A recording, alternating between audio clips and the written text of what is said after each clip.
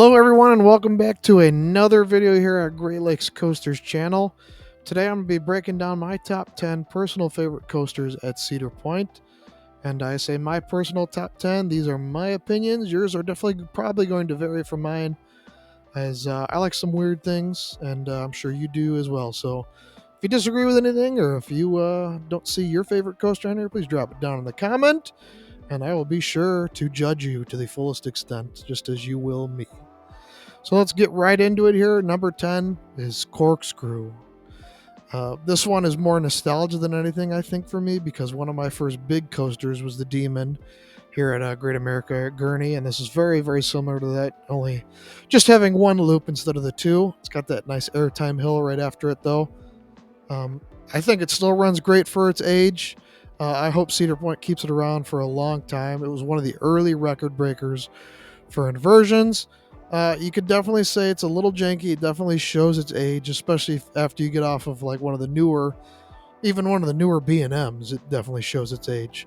But I have, like I said, I have a soft spot for these old aero loopers, so I hope they keep it around for a long time. Number 9, here we go, another aero. We're going to Gemini. Basically a dueling mine train is what we're gonna go with here. Again, these old aero classics, just I think they hold up well for what they are, and it's got the feel of like an old racing wooden roller coaster, but with that steel track, which was probably smooth back in the day in the 70s for those people, but it shows its age definitely, especially on the airtime hills. You tend to feel like you're going over a triangle sometimes, but I like that. I like getting thrown out of your seat like that, and I don't think the trains are very uncomfortable or anything. I love the racing aspect. It's races every time I'm there, unlike some of the even the older wooden roller coasters, like American Eagle, that doesn't race anymore. And Gemini's still going strong a lot of years later, so please, they need to keep this around as well. Okay, now we're going to get into number 8, Val Raven. This we all talk a lot of smack about Val Raven. I think it's definitely an overlooked coaster. It's a one-trick pony, but it does that trick very, very, very well. That 90-degree vertical drop, 200 plus feet in the air. It's a great, great feeling falling like that, especially front row. My only complaint is I wish it didn't have a mid-course brake run. I don't like these old-school dives anymore. Now that we've been introduced to the new mini dives, where it's just balls to the wall pacing the whole way. So no longer is the dive a one-trick pony. But this one is still really good. I think it's just overshadowed by the stacked lineup that is ahead of it here. As you can tell, this is number 8 out of 10. So it's only going to get better from here. Number 7, you're going to be surprised by this. This is Ruguru. I've ridden this as Mantis and as Ruguru. And I have to say, this is one of the best stand-up conversions. I think it's worked very, very well. Usually they slap floor restraints on it, give it a new paint scheme, and it runs pretty bad. Firebird's a good example of that. But Firebird was also taken apart and put back together before it was given new trains and new paint. But this runs really, really well. A lot of people say it's boring and it rattles. I disagree with that. I think it's a really cool custom layout. Super intense inversions, just as the old B&Ms are. And it's got a really nice setting right there in the middle of the park. Okay, we're getting close here. Number 6, Millennium Force. Obviously, the one main thing you got to talk about with this is that insane 300-foot drop right alongside the lake there. A lot of people will say that the layout is kind of overrated. I would agree with that to an extent, but when you're rocketing along at nearly 90 miles an hour, banking and doing those S bends and straight track, it doesn't feel overrated, I must say. I noticed this year on my ride in 2025, it was a little bit rattly. Nothing offensive though. I'd say it still definitely sits in that legendary coaster status, and it was the first Giga, so come on, it can't be overrated there, right? Definitely overhyped. It's not an insane, legendary number 1 coaster unless it's your first time riding it. It's going to be a hell of a rush for you. Getting into the top 5 now, Raptor, the B&M invert. This is an old school B&M invert that tries to rip your feet off. It's balls to the wall from first drop to the final brake run. There is a mid course, but it sure doesn't feel like it. You rock it right through that thing, and it's so high off the ground anyway. I feel like it's just there in case of an emergency, or in Cedar Point's case, it's probably there so they can run 3 trains all the time. It's barely on, like I said. It's a super cool custom layout with that awesome Cobra roll. And it's got snappy inversions, that helix at the end that, like I said, that tries to rip your feet off your body and just pins you into your seat, and then you go flying into the brake run. Which feels like you could add another coaster onto it. You've got so much speed. But definitely a top tier invert. Not my personal favorite in Ohio, but it is definitely a top tier invert for sure. Number 4, Maverick. A lot of people consider this number 1 in the park. I disagree with that. I think it's a tad overhyped in that sense, but it is still an awesome ride. Definitely, here it is, top 4 coaster in the park. Snappy inversions, awesome launches. You can't beat that beyond vertical drop, especially after the launch lift hill right there. The mid course in the tunnel, you would think kills the ride, but right after the mid course, you've got to launch back up to 70 miles an hour. And then you come out under the station and you go up that hill, hit a couple trims, but it doesn't really matter because the rest of the ride is still breakneck speed. And you're taking your turns so tight that it doesn't feel like there was any trims or anything. So definitely an awesome ride. It's definitely one to hit early in the park, though, because the capacity is kind of lacking, and the line builds up very quickly, especially if you get a breakdown. Moving into the top 3 now, we're looking at Magnum XL 200 at number 3. Again, just a soft spot for these arrows. This is basically a glorified mine train, but my ride this year, 2025, was just spectacular.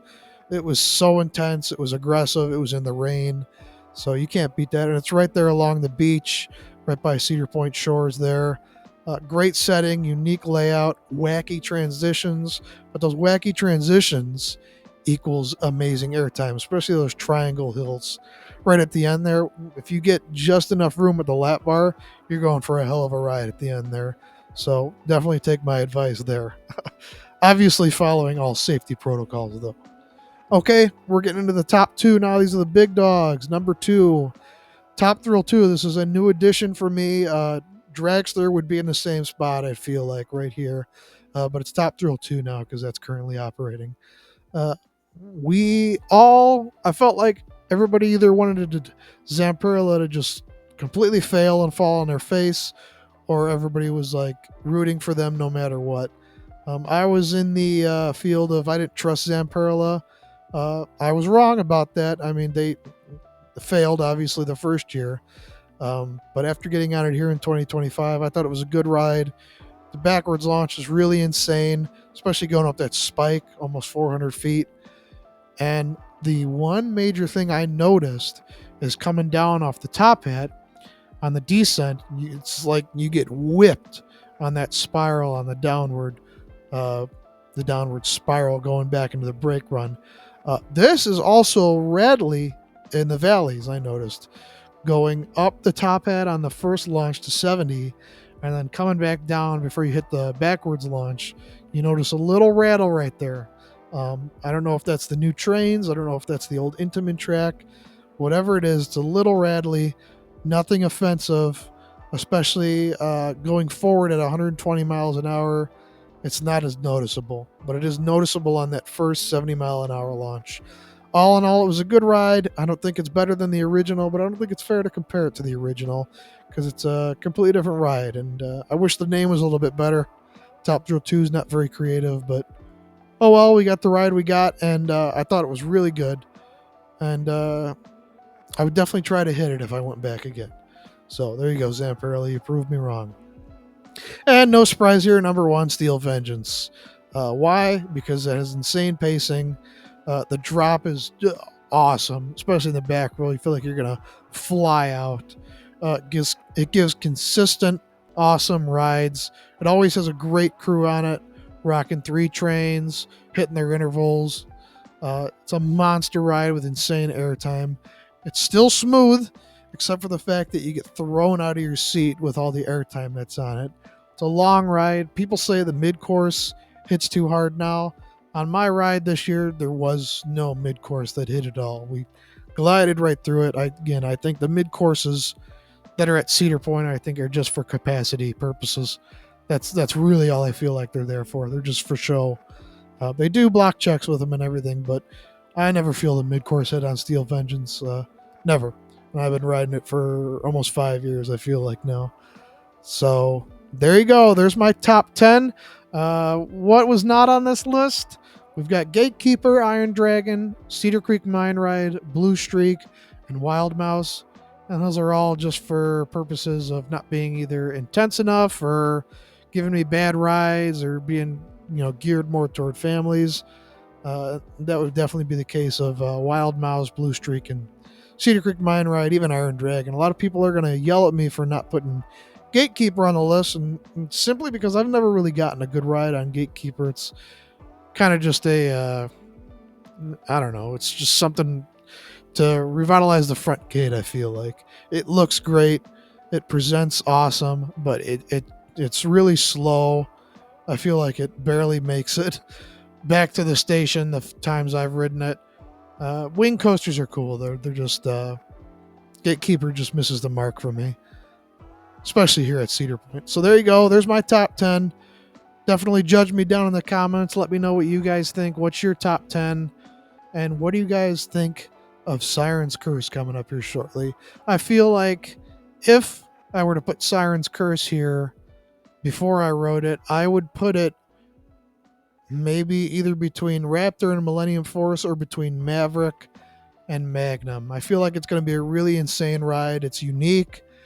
It's like a dive coaster, but it's got that brake track that tilts, which I think is going to amplify the vertical drop that much more. So looking forward to riding that. But in the meantime, thanks for watching, and we'll catch you guys in the next video.